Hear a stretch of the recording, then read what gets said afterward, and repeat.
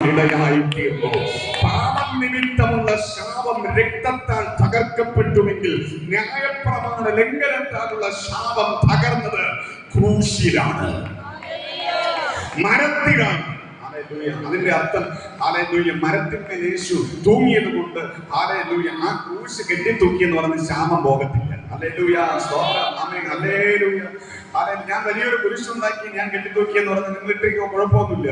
പക്ഷേ സ്തോത്രം, ആ കുരിശിന് ശാപം നീങ്ങത്തില്ല. ഞാനും നിങ്ങളും ഇതിനകത്തിരുന്ന് വിശ്വസിക്കണം, എന്റെ ശാപത്തിന് വേണ്ടിയാണ് യേശു ക്രൂശിൽ തൂങ്ങിയത്, മരത്തിൽ തകർക്കപ്പെട്ടത് എന്ന് ഒരു വ്യക്തി വിശ്വസിക്കുമ്പോഴാണ്, ആ വിശ്വാസമാണ് നിന്റെ ശാപത്തെ പൊട്ടിച്ചിട്ട് താഴ്വരയില് ആ വെളിപ്പെട്ട ആ അനുഗ്രഹത്തിലേക്ക് നിന്നെ പ്രവേശിപ്പിക്കുന്നത്. ഹല്ലേലൂയ, സ്തോത്രം. ന്യായപ്രമാണ പ്രകാരമുള്ള ശാപങ്ങൾ നമ്മൾ വായിച്ച് മനസ്സിലായി ഭയപ്പെട്ടു പോകും. ഹല്ലേലൂയ, ഭയങ്കര ശാപമാണ്. അതെ, പക്ഷെ ആ ഭയങ്കര ശാപത്തിൽ നിന്നുമാണ് ക്രൂശിൽ മരിച്ചതിലൂടെ യേശു എന്നെയും വില കൊടുത്തു വാങ്ങിയിരിക്കുകയാണ്. യേശുവിന്റെ ചങ്കിലെ ചോരയാണ് എന്റെ വില എന്ന് പറയുന്നത്. നിങ്ങളുടെ വില എന്ന് പറയുന്നത്, നിങ്ങൾ വിലയില്ലാത്തവരല്ല, നിങ്ങൾ വിലയുള്ളവരാണ്. സ്തോത്രം. ഞങ്ങളുടെ പറഞ്ഞത് അവസാനിപ്പിക്കുക. ഒന്ന്, പാപവും അകൃത്യവും നിമിത്തം വന്ന ശാപം യേശുവിന്റെ രക്തത്താൽ തകർക്കപ്പെട്ടു. രണ്ട്, ന്യായപ്രമാണത്താൽ വന്ന ശാപം മരത്തിന്മേൽ യേശു തൂങ്ങുന്നതിലൂടെ അതിന് മുക്തി വന്നു, അല്ലെങ്കിൽ ശാപമോക്ഷം വന്നു. അപ്പോൾ ശാപമോക്ഷം സംഭവിച്ചു, ക്രൂശിൽ ഓൾറെഡി സംഭവിച്ചു കഴിഞ്ഞു, രക്തത്താൽ സംഭവിച്ചു കഴിഞ്ഞു, ക്രൂശ് മരണത്താൽ സംഭവിച്ചു കഴിഞ്ഞു. എന്നിട്ടും എന്തുകൊണ്ട് നമ്മൾ അനുഗ്രഹം അനുഭവിക്കാൻ നമുക്ക് കഴിയുന്നില്ല? പലപ്പോഴും നമ്മൾ പുറകിലോട്ട് പോകുന്നു, പലപ്പോഴും നമ്മൾ ദാരിദ്ര്യത്തിൽ പോകുന്നു, പലപ്പോഴും നമ്മൾ ശൂന്യതയിലേക്ക് പോകുന്നു, വരൾച്ചയിലേക്ക് പോകുന്നു. എന്തുകൊണ്ട് എന്നൊരു ചോദ്യം നമ്മുടെ അകത്തുണ്ടാകാം. ഹല്ലേലൂയ, സ്തോത്രം. ശാപമുക്തി പ്രാപിച്ചു, വിശ്വാസത്താൽ അത് സ്വീകരിച്ചു. പക്ഷെ അടുത്തൊരു കാര്യം കൂടിയുണ്ട്. അബ്രഹാമിന്റെ അനുഗ്രഹത്തിലേക്ക് നമ്മൾ പ്രവേശിക്കുന്നതിന് അവിടെ എഴുതി വെച്ചിരിക്കുന്ന ഗലാത്യർ 3:14 എഴുതി വെച്ചിരിക്കുന്ന ഒരു വാക്യമുണ്ട്, ഒരു വാക്കുണ്ട്. ആ വാക്കൊന്ന് വായിച്ച്, നമ്മൾ നേരത്തെ വായിച്ച വാക്യം തന്നെ ഒന്നുകൂടി എടുത്ത് വായിച്ച്. എന്നാ 14, ഗലാത്യർ 3:14. അബ്രഹാമിന്റെ അനുഗ്രഹം യേശു ക്രിസ്തുവിൽ ജാതികൾക്ക് വരേണ്ടതിന് നാം ആത്മാവെന്ന വാഗ്ദത്ത വിഷയം വിശ്വാസത്താൽ പ്രാപിക്കുവാൻ തന്നെ. ഒന്ന് കരമുയർത്തി കർത്താവിനെ സ്തോത്രം ചെയ്ത്. യഥാർത്ഥമായ അനുഗ്രഹത്തിലേക്ക്, യഥാർത്ഥമായ ഉയർച്ചയിലേക്ക്, യഥാർത്ഥമായ ദൈവിക അനുഗ്രഹത്തിലേക്ക്, അബ്രഹാമിന്റെ അനുഗ്രഹത്തിലേക്ക് നമ്മൾ വരണമെങ്കിൽ അതിന് ഒരു വ്യവസ്ഥയുണ്ട്. പരിശുദ്ധാത്മാവെന്ന വാഗ്ദത്ത വിഷയം വിശ്വാസത്താൽ നമ്മൾ പ്രാപിക്കണം. ഒന്ന് കരമുയർത്തിക്കാൻ നമ്മുടെ സ്തോത്രം, സ്തോത്രം, സ്തോത്രം, സ്തോത്രം. പരിശുദ്ധാത്മാവിനെ പ്രാപിച്ചവർ നല്ലൊരു സ്തോത്രം പറഞ്ഞു. നിങ്ങൾ അധികം പേര് പരിശുദ്ധാത്മാവിനെ പ്രാപിച്ചവരാണ്. അവരുടെ അനുഗ്രഹം എന്ന് പറയുന്നത് പരിശുദ്ധാത്മാവിനാൽ എത്രത്തോളം നിറയപ്പെടുന്നുവോ അത്രത്തോളം നിങ്ങൾ അനുഗ്രഹിക്കപ്പെടുക തന്നെ ചെയ്യും. ഇന്ന് ഇതിനകത്തിരിക്കുന്ന ഒരു വ്യക്തി വേണ്ടുവോളം പരിശുദ്ധാത്മാവിനാൽ നിറഞ്ഞാൽ ഞാൻ പറയും, നിങ്ങളാണ് ഈ ഭൂമിയിൽ ഏറ്റവും അനുഗ്രഹിക്കപ്പെട്ട വ്യക്തി. ഏറ്റവും അനുഗ്രഹിക്കപ്പെട്ട വ്യക്തി നിങ്ങളാണ്. ഇന്ന് ഈ രാത്രിയിൽ നിങ്ങൾ ആഗ്രഹിക്കേണ്ടത് മറ്റൊന്നുമല്ല, എന്റെ കർത്താവേ പരിശുദ്ധാത്മാവിനാൽ ഒന്നുകൂടെ നിറയ്ക്കണമേ. നിറഞ്ഞ് കവിയുന്നൊരാളിലേക്ക് പരിശുദ്ധാത്മാവിനെ എന്റെ മേൽ പകരണമേ. എങ്ങനെ നമുക്ക് അനുഗ്രഹത്തിലേക്ക് പ്രവേശിക്കാൻ കഴിയും? ഒറ്റ കാര്യം, പല കാര്യങ്ങൾ പറയാം. അതിൽ പ്രധാനപ്പെട്ട ഇന്ന് രാത്രി പറയാനുള്ളത് അഭിഷേകത്താൽ നിറയുക, പരിശുദ്ധാത്മാവിനാൽ നിറയുക. പുതിയ നിയമസഭയ്ക്ക് ദൈവം നൽകിയ പ്രധാനപ്പെട്ട 2 വാഗ്ദത്തങ്ങളുണ്ട്. ഒന്ന്, പരിശുദ്ധാത്മാവ് ഒരു വാഗ്ദത്തമാണ്. രണ്ട്, കർത്താവിന്റെ മടങ്ങി വരവ് നമുക്കൊരു വാഗ്ദത്തമായി കർത്താവ് നൽകിയിട്ടിരിക്കുകയാണ്. സ്തോത്രം. ഹല്ലേലൂയ. എന്നെ കേൾക്കുന്ന പ്രിയപ്പെട്ട വളരെ ശ്രദ്ധിക്കണം. യേശു ഈ ഭൂമിയിൽ വന്ന് 3.5 വർഷം യേശു ശുശ്രൂഷിച്ചു. 3.5 വർഷത്തിന്റെ നടുവിൽ യേശുവിനോട് കൂടെ 12 അപ്പോസ്തലന്മാരെ യേശു തെരഞ്ഞെടുത്തു. യേശുവിനോട് കൂടെ 70 ശിഷ്യന്മാരുണ്ടായിരുന്നു. വീണ്ടും ഒരു വലിയ കൂട്ടം ശിഷ്യന്മാരും ശിഷ്യഗണവും വലിയ വിശ്വാസം യേശുവിന്റെ പുറകെ ഉണ്ടായിരുന്ന വലിയൊരു ജനക്കൂട്ടവും ഉണ്ടായിരുന്നു. യേശു 3.5 വർഷം കഴിഞ്ഞ് കാൽവരി ക്രൂശിൽ മരിച്ചു, അടക്കപ്പെട്ടു, ഉയർത്തെഴുന്നേറ്റു, വീണ്ടും പ്രത്യക്ഷനായി 40 നാളുകൾ തന്റെ ശിഷ്യന്മാരോട് കൂടെയായിരുന്നു. എത്ര ദിവസം? 40 ദിവസം തന്റെ ശിഷ്യന്മാരോട് കൂടെയായിരുന്നു. യേശു സ്വർഗാരോഹണം ചെയ്യുന്നതിന് തൊട്ടു മുമ്പ് തന്റെ ശിഷ്യന്മാരെ എല്ലാം വിളിച്ചു കൂട്ടിയിട്ട് അപ്പോസ്തല പ്രവൃത്തിയുടെ പുസ്തകം 1:4 പറയുന്നത് ഇങ്ങനെയാണ്: പിതാവിനോട് വാഗ്ദത്തം ചെയ്തതുപോലെ പരിശുദ്ധാത്മാവിനെ നിങ്ങളുടെ മേൽ ഞാൻ അയക്കുവാൻ പോവുകയാണ്. അതുകൊണ്ട് യെരൂശലേമിൽ നിന്ന് നിങ്ങൾ വാങ്ങിപ്പോകരുത്. ആമേൻ, സ്തോത്രം, ഹല്ലേലൂയ. വളരെ ശ്രദ്ധിക്കണം. 3.5 വർഷം ഇവർ കൂടെ നടന്നപ്പോൾ അവർക്കൊന്നിനും കുറവില്ല.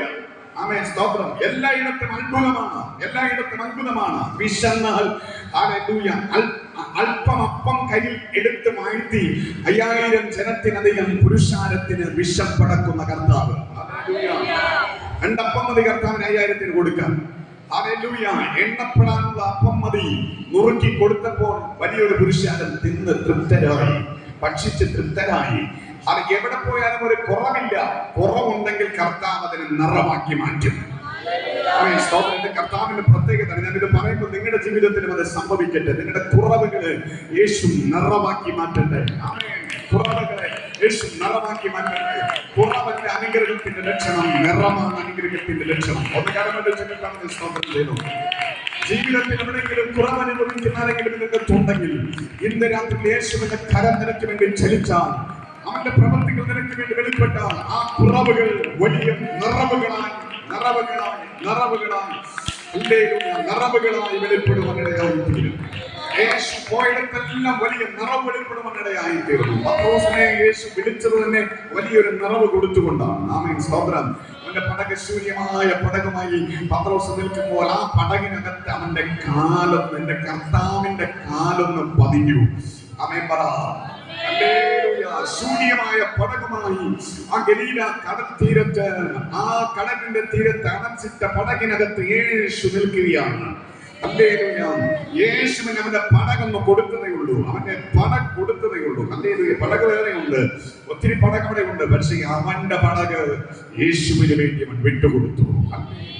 യേശു ആ പടകിൽ കാൽ ചവിട്ടി. ഇന്ന് രാത്രി പൊഴിയൂരും ഈ ഭൂവാനും ഈ ഉദയങ്ങളെങ്കിലും ഒക്കെ ഇത്തിരി പേര് ഉണ്ടായിരുന്നിട്ടും ഇതിനകത്ത് നിങ്ങൾ മാത്രം അവനെ ആരാധിക്കുമ്പോൾ ഞാൻ ഉറപ്പ് നൽകാം, അവൻ കാണാതെ പോകുന്ന ദൈവമല്ല, നിങ്ങൾ കേൾക്കാതെ പോകുന്ന ദൈവമല്ല.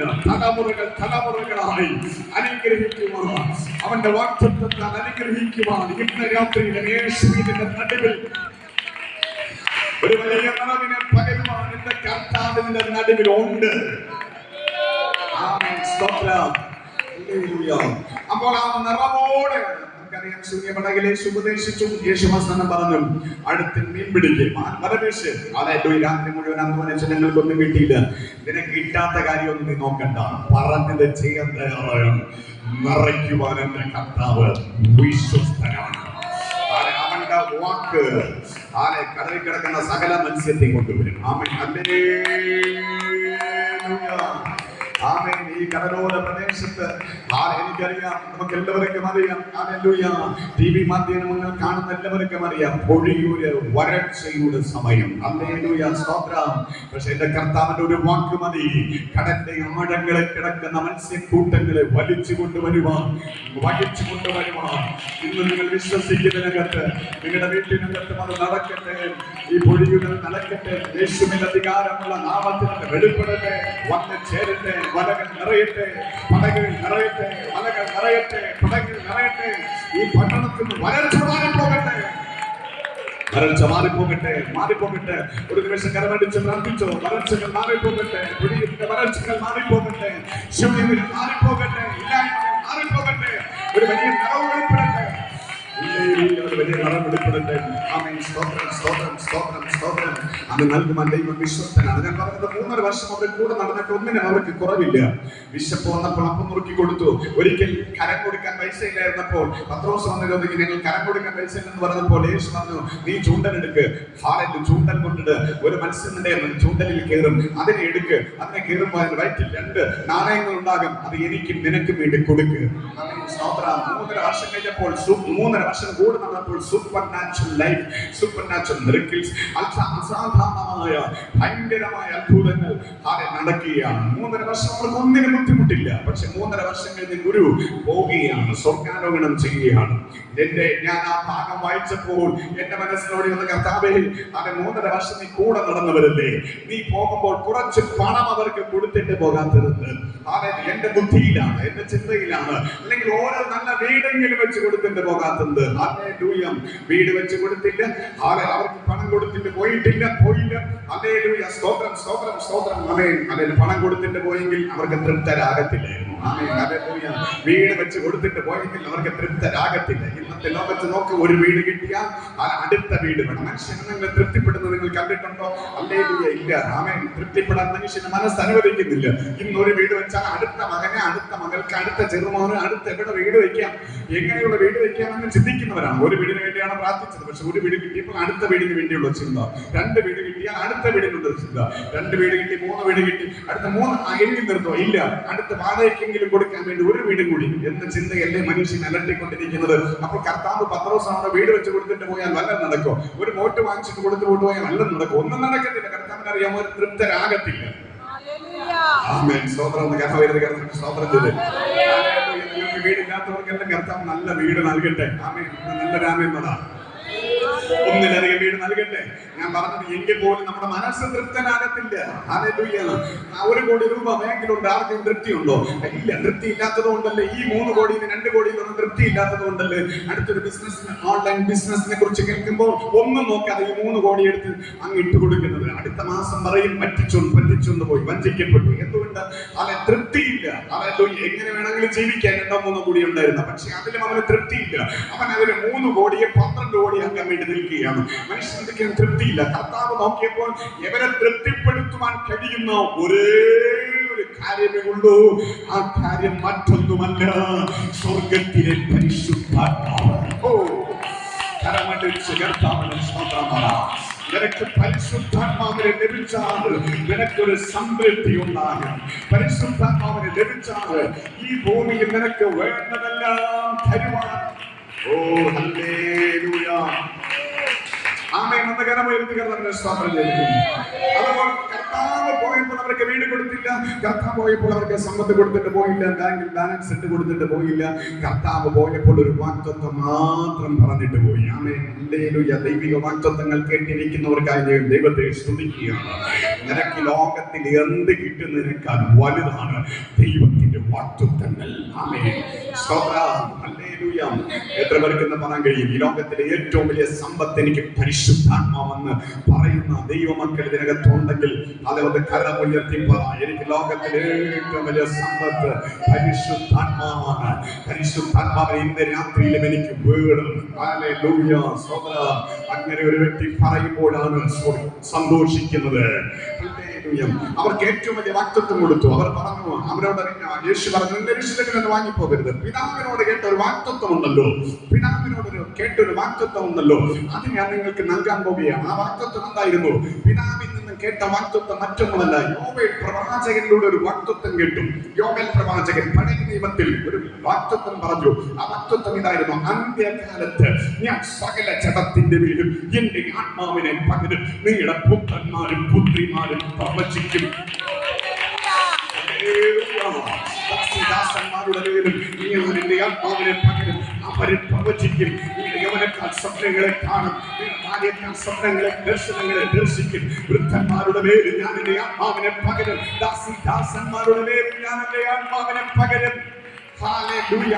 ആ വലിയൊരു വാഗ്ദത്തം ഹല്ലേലൂയ നിങ്ങൾ കേട്ടിട്ടുണ്ടല്ലോ. നിങ്ങളുടെ മേൽ അത് പകരാൻ പോവുകയാണ്. ഹല്ലേലൂയ. സ്തോത്രം. അങ്ങനെ യേശു അവരെ നോക്കി നിൽക്കുമ്പോൾ സ്വർഗ്ഗാരോഹണം ചെയ്തു. അത് പെട്ടെന്ന് പെട്ടെന്ന് അവർ മടങ്ങി യെരൂശലേമിലേക്ക് വന്നു. ആ ഒലിവുമലയിൽ നിന്ന് ഓടി അവർ കയറുന്നത് ഒരു മർക്കോസിന്റെ മാളിക മുറിയിലാണ്, അപ്പർ റൂമിലാണ്, ചെറിയൊരു റൂമിനകത്ത്. ഹല്ലേലൂയ.